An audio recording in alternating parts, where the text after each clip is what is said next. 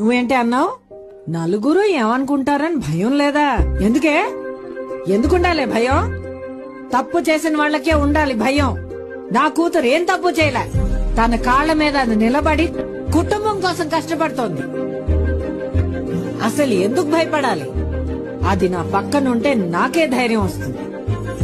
దాన్ని చేసుకోవడానికి అదృష్టం ఉండాలి ఎవరికన్నా. నువ్వేంటి అన్నావు? నలుగురు ఏమనుకుంటారని భయం లేదా? ఎందుకుండాలి భయం? తప్పు చేసిన వాళ్ళకే ఉండాలి భయం.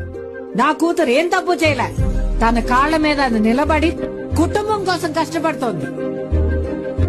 అసలు ఎందుకు భయపడాలి? అది నా పక్కనుంటే నాకే ధైర్యం వస్తుంది.